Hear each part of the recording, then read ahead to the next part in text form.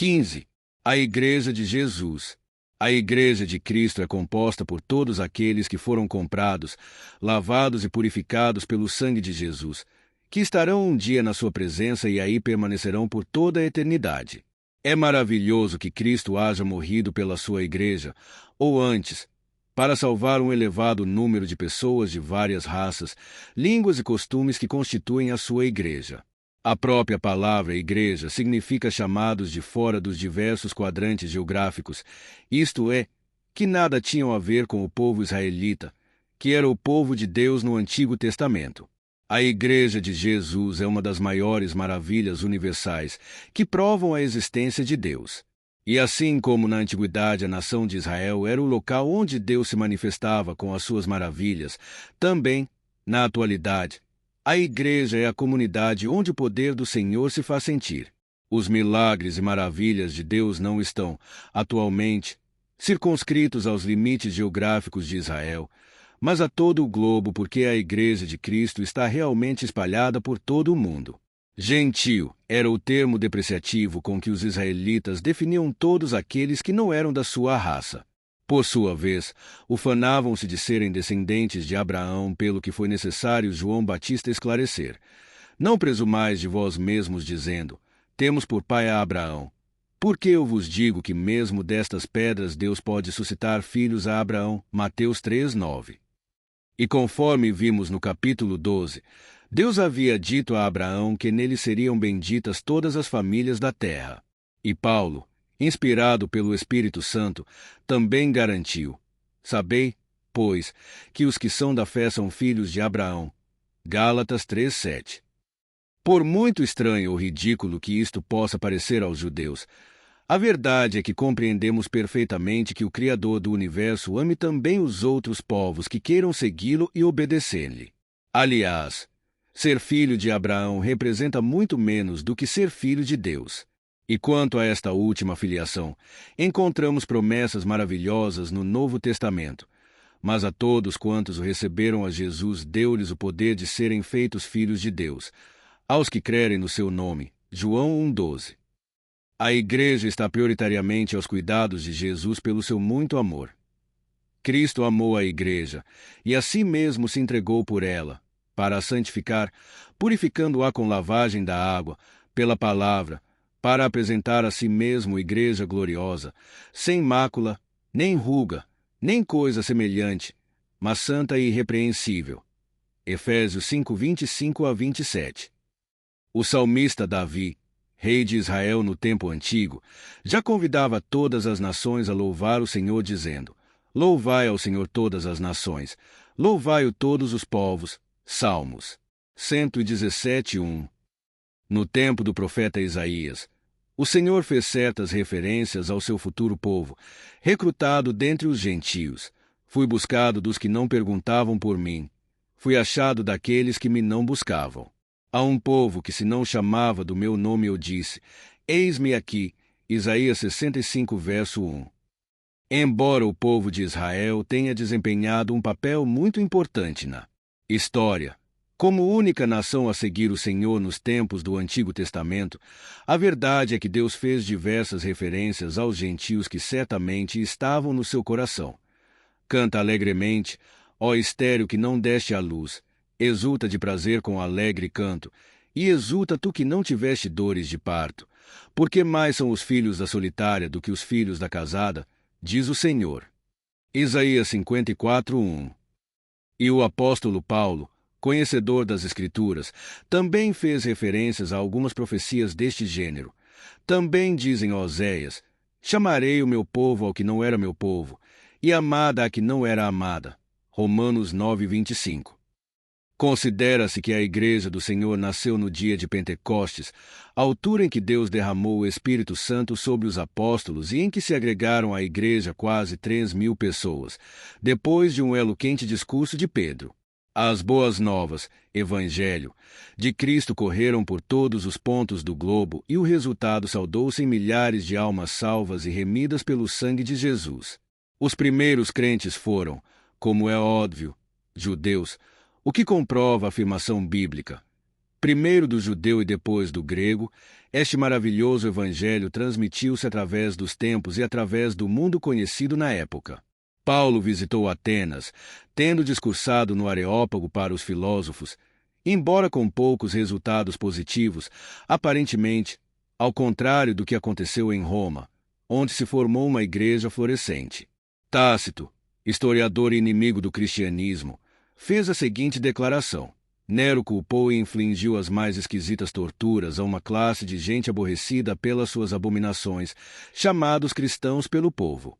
Cristo, donde originou o dito qualificativo, sofreu pena extrema, crucificação, durante o reinado de Tibério, às mãos de um dos nossos procuradores, Pôncio Pilatos, e assim uma persistente superstição proliferou não só na Judéia, mas também em Roma, onde todas as coisas abomináveis e odiosas provenientes de todas as partes do mundo encontram o seu centro e tornam-se populares. Anais 15, 44. Os romanos, até então condescendentes com as religiões dos povos, mostraram-se intransigentes quanto ao cristianismo. Não foi apenas Nero que mandou matar muitos cristãos. Domiciano chegou ao cúmulo de acusar os cristãos de serem ateus, e isto certamente por não adorarem os deuses romanos, e por isso matou 40.000 fiéis a Jesus Cristo, através de horríveis torturas. Era tal a crueldade que nem sequer poupou o próprio primo, Flávio Clemente, sendo a esposa deste desterrada na mesma altura em que João foi para a ilha de Patmos. Foram bastante cruéis os imperadores que se seguiram, como Adriano, Antônio Pio, Marco Aurélio, Sétimo Severo, Valenciano e Diocleciano, que mandaram matar dezenas de milhares de cristãos. Estes, para escapar à fúria dos perseguidores, refugiaram-se nas catacumbas de Roma, que eram passagens subterrâneas por debaixo da cidade e serviam-lhes de habitação, cemitério e casa de oração. Foi durante o império de Marco Aurélio que surgiram as palavras de ordem: lancem os cristãos às feras, que passariam à posteridade. Para além das escrituras que serviam de base à doutrina evangélica, havia o testemunho pessoal que era transmitido oralmente através de pais para filhos, ou de professores para discípulo. Policarpo, Inácio e Papias foram alguns dos discípulos de João, discípulo de Jesus, que deram continuidade aos ensinamentos apostólicos. A Policarpo, bispo de Esmirna, antes de ser queimado vivo, fizeram-lhe propostas para que amaldiçoasse a Jesus se quisesse ser absolvido, ao que ele respondeu: há 86 anos que sirvo a Cristo e ele só me tem feito bem. Como podia eu agora amaldiçoá-lo, sendo ele meu Senhor e Salvador? Inácio, julgado e condenado pelo próprio imperador Trajano, que visitou Antioquia nessa altura, escreveu aos cristãos de Roma pedindo que não intercedessem em seu favor, pois queria morrer pelo Senhor. Antes, porém, de ser lançado às feras, desabafou por escrito: vinde, multidões de feras, vinde, lacerai-me, estraçalhai-me, quebrai-me os ossos, triturai-me os membros, vinde, cruéis torturas do demônio. Deixai-me apenas que eu me una a Cristo.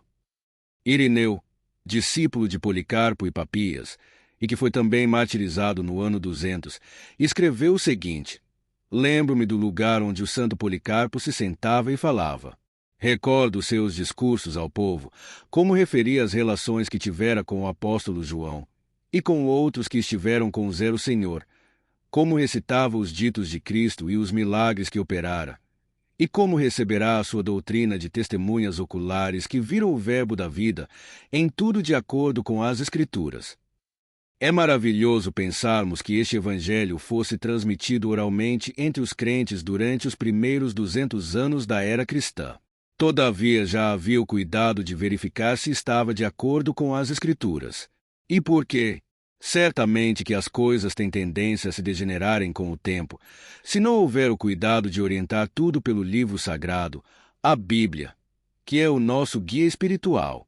Todavia, assim não aconteceu e as coisas foram se deteriorando com as facilidades concedidas aos cristãos por Constantino e, principalmente, a partir do imperador Teodósio, que tornou o cristianismo religião oficial do Estado, obrigando os bárbaros a se converterem a esta nova doutrina.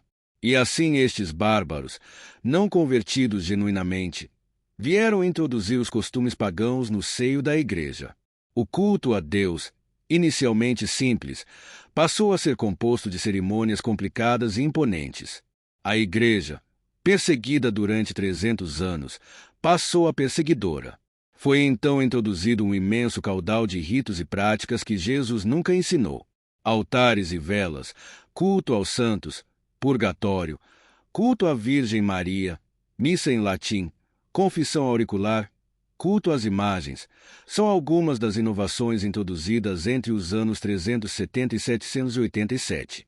A Igreja Romana, com todas essas modificações, já nada tinha a ver com a verdadeira Igreja de Cristo. Era necessária uma reforma no sistema religioso que começou com Pedro de Bruys e Arnaldo de Brescia, no século XII e culminou com Martinho Lutero no século XV. Os verdadeiros crentes, pertencentes à Igreja de Cristo, continuaram a ser perseguidos, desta vez pela Igreja estabelecida romana. E a Inquisição matou mais pessoas do que os imperadores romanos nos primeiros tempos.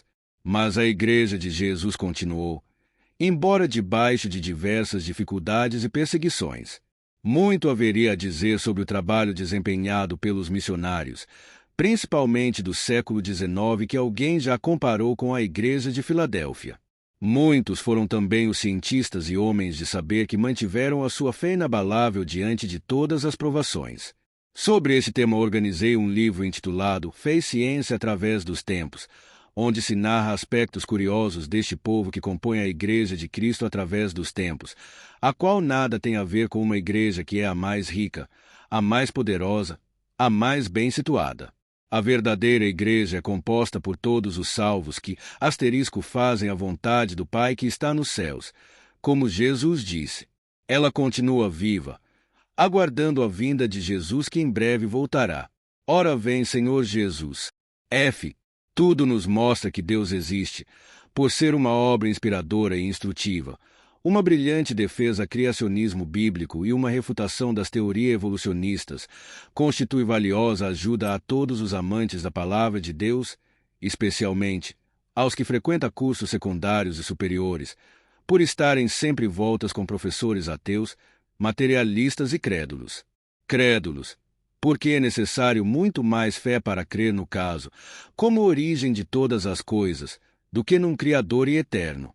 Na leitura deste trabalho, sentimos-nos tomados pela mão do autor e guiados através das mais belas e sempre admiradas atrações do mundo mineral, dos misteriosos reinos da vida vegetal e animal, e diante de nós vemos descortinarem-se outras maravilhas do universo. Abraão de Almeida, Agostinho Soares dos Santos, português, licenciado em Engenharia Eletrotécnica pela Universidade do Porto, autor dos livros Bíblia, Ciência e Vida, As Maravilhas do Criador, Ufologia à Luz da Bíblia, Cristo Sublime e Excelente. Obrigado a todos.